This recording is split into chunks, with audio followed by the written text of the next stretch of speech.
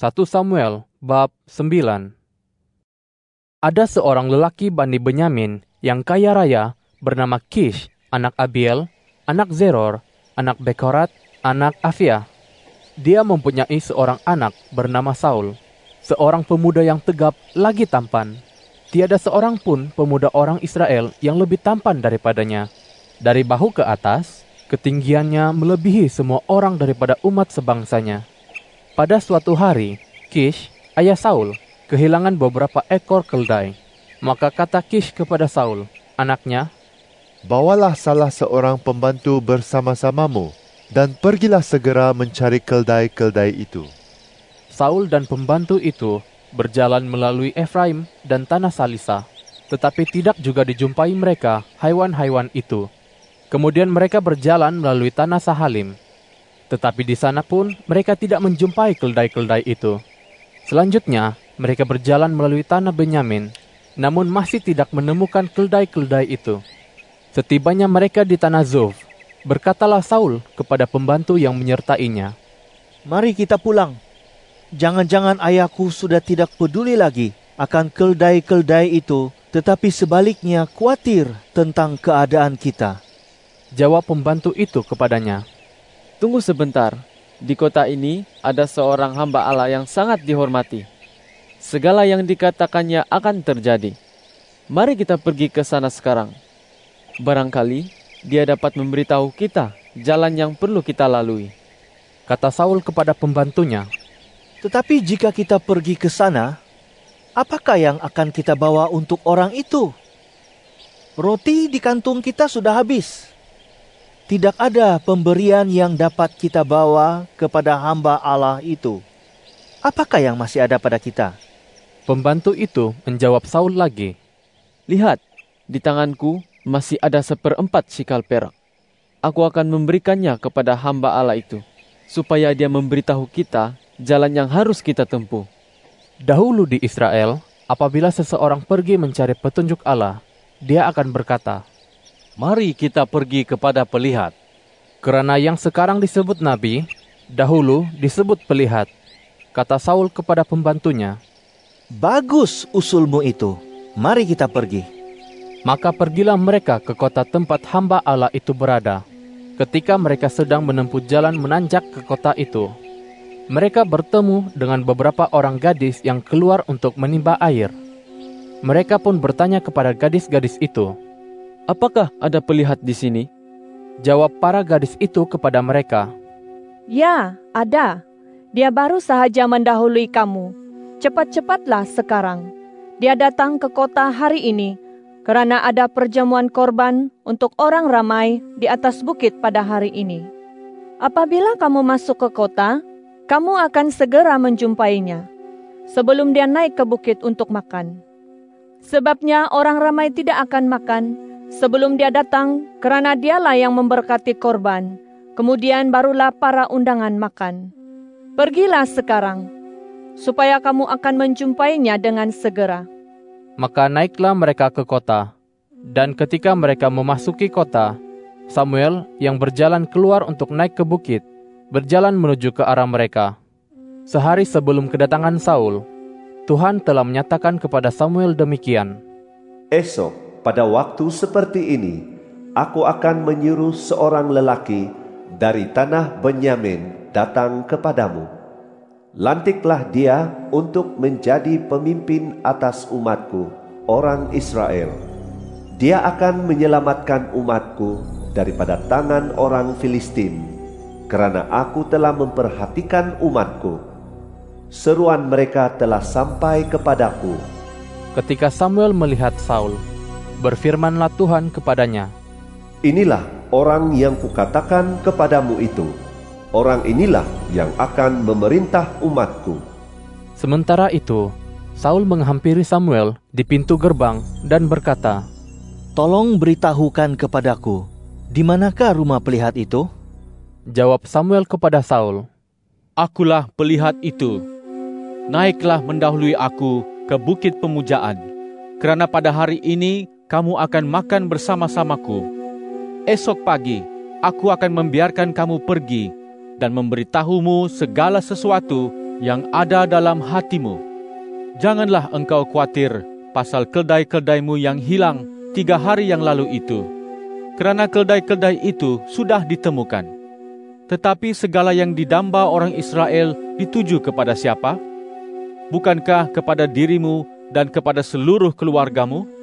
Kata Saul, Bukankah aku ini orang Benyamin, yang terkecil antara suku-suku Israel? Bukankah kaumku pun yang terkecil antara kaum-kaum suku Benyamin? Mengapakah Tuhan mengatakan hal semacam itu kepadaku? Samuel mengajak dan membawa Saul serta pembantunya masuk ke balai pertemuan. Didudukannya mereka di tempat yang paling utama antara undangan yang berjumlah kira-kira 30 orang. Kemudian Samuel berkata kepada tukang masak, Bawalah bahagian korban yang kukirimkan kepadamu itu, yang telah kupesankan. Asingkanlah ini. Tukang masak itu mengambil paha berserta apa yang ada pada paha itu, lalu meletakkannya di hadapan Saul. Kata Samuel, Lihatlah, bahagian yang dipisahkan ini diletakkan di hadapanmu. Makanlah, kerana bahagian ini sudah disimpan bagimu untuk saat ini sejak aku berkata, Aku telah mengundang orang ramai. Maka Saul pun makan bersama-sama Samuel pada hari itu. Setelah mereka turun dari bukit pemujaan ke dalam kota, Samuel bercakap dengan Saul di atas bumbung rumah. Mereka bangun pagi-pagi. Kira-kira pada waktu fajar menyingsing, Samuel memanggil Saul yang berada di atas bumbung rumah itu. Katanya, Bangunlah, aku akan melepaskan pemergianmu. Saul pun bangun, lalu kedua-duanya, yaitu Saul dan Samuel, pergi keluar. Sementara mereka turun ke hujung kota itu, berkatalah Samuel kepada Saul, Suruhlah pelayanmu berjalan mendahului kita. Maka berjalanlah pembantu itu. Tetapi engkau berhentilah sebentar. Aku akan memberitahumu firman Tuhan. 1 Samuel bab 10. Lalu Samuel mengambil kendi berisi minyak zaitun, lantas menuangnya ke atas kepala Saul, lalu menciumnya sambil berkata, Bukankah Tuhan telah melantik engkau untuk menjadi raja atas umatnya Israel?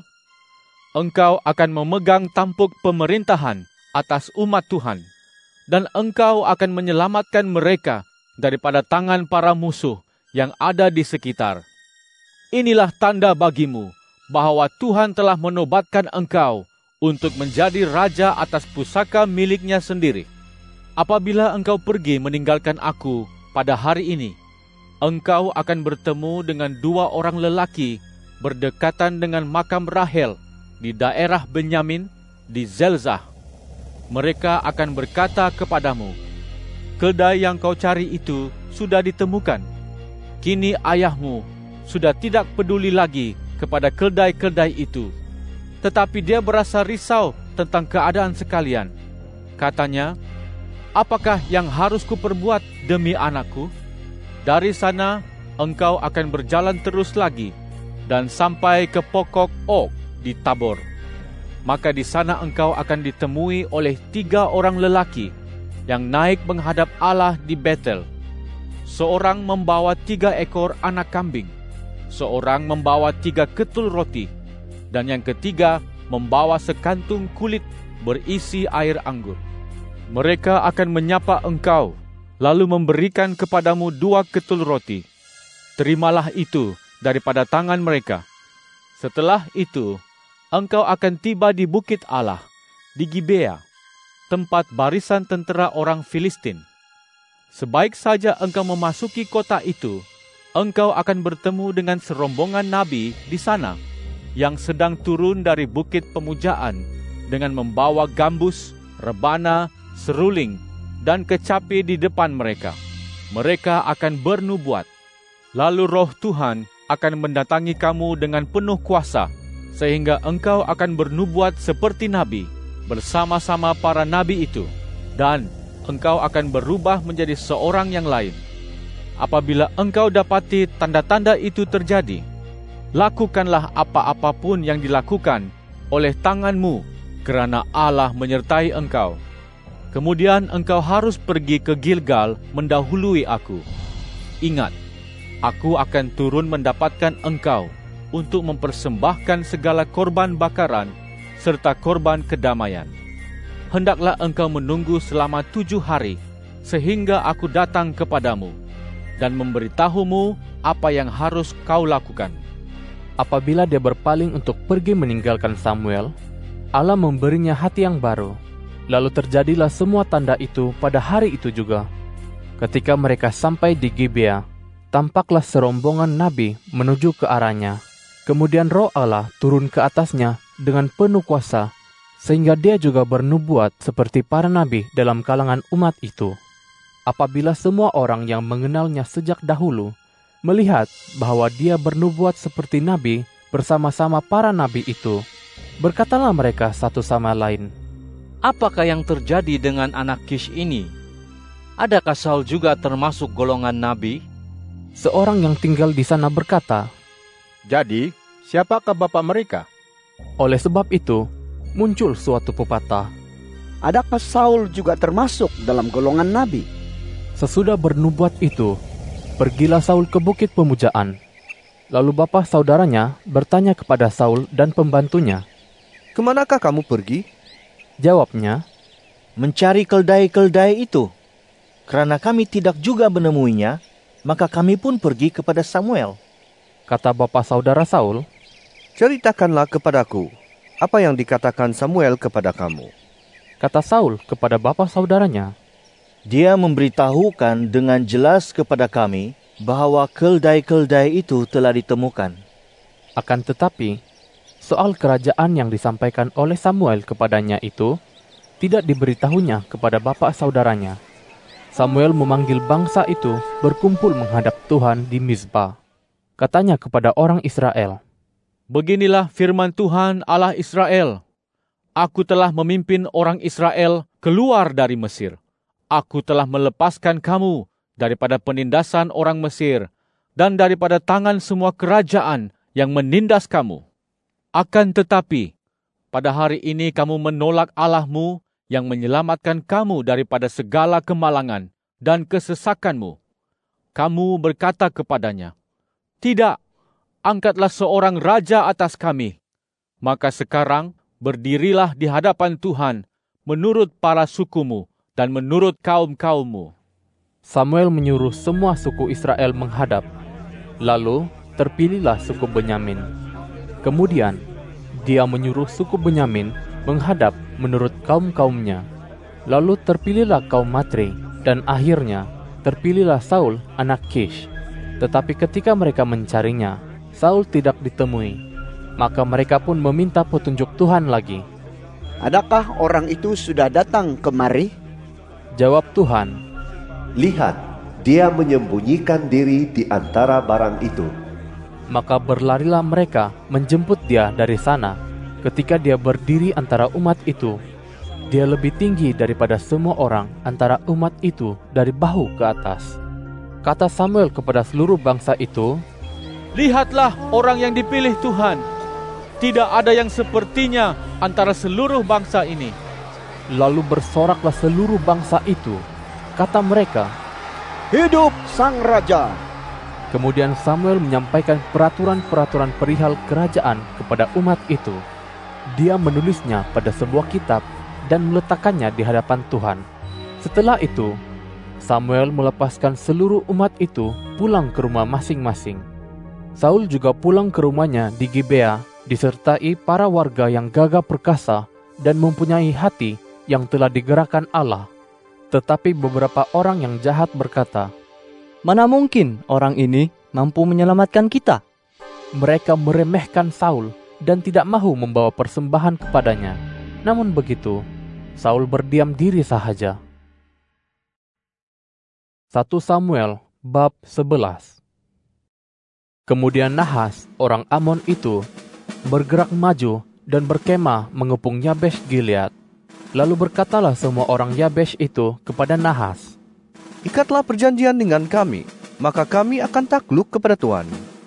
Tetapi Nahas, orang Amon itu, berkata kepada mereka, "Aku akan mengikat perjanjian dengan kamu, dengan syarat bahwa setiap mata kananmu akan kucungkil.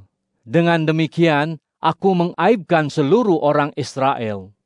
Kata para tua-tua Yabesh kepadanya, "Berikanlah kelonggaran kepada kami selama 7 hari untuk kami mengirim utusan ke seluruh daerah Israel. Sekiranya tiada seorang pun yang menyelamatkan kami, maka kami akan keluar menyerahkan diri kepada Tuhan." Ketika para utusan sampai di Gibea, kota Saul, mereka menyampaikan hal itu kepada bangsa itu, dan menangislah seluruh umat itu dengan suara yang nyaring. Pada ketika itu, Saul baru sahaja datang dari ladang. Dia berjalan di belakang kawanan lembunya. Lalu tanya Saul, "Apakah yang terjadi kepada orang ramai ini? Mengapakah mereka menangis?" Mereka pun menceritakan kepadanya perkara yang dikabarkan oleh umat Yabesh itu. Lalu Saul yang mendengar kabar itu dikuasai oleh Roh Allah, dan amarahnya pun menyala-nyala dengan kuatnya. Maka dia mengambil sepasang lembu, lantas memotong-motong lembu itu, lalu mengirimkannya ke seluruh daerah Israel dengan perantaraan beberapa orang utusan. Katanya, "Sesiapa yang tidak maju mengikuti Saul dan Samuel, beginilah lembu-lembunya akan diperlakukan." Rasa takut daripada Tuhan melanda bangsa itu, sehingga mereka pun maju dengan serentak. Ketika Saul menghitung mereka di Bezek, ada 300.000 orang Israel dan 30.000 orang Yehuda. Mereka memberitahu para utusan yang datang, "Beginilah harus kamu katakan kepada orang Yabes Gilead. Esok, pada waktu hari panas terik, kamu akan mendapat pertolongan." Lalu utusan-utusan itu pulang dan menyampaikan hal itu kepada orang Yabesh, sehingga mereka pun bersukacita. Maka kata penduduk Yabesh kepada Nahas, "Esok kami akan menyerahkan diri kepadamu. Perbuatlah terhadap kami apa-apa pun yang kamu pandang baik." Keesokan harinya, Saul membahagikan rakyat kepada 3 pasukan. Mereka masuk ke tengah-tengah perkemahan musuh pada waktu fajar menyingsing dan menyerang orang Amon sampai waktu hari panas terik. Tercerailah mana-mana orang Amon yang terselamat, hingga kan tiada 2 orang pun yang masih bersama-sama. Kemudian berkatalah umat itu kepada Samuel, "Siapakah yang dahulunya berkata, 'Mana boleh Saul bertakhta terhadap kita?' Serahkanlah mereka itu, akan kami bunuh mereka."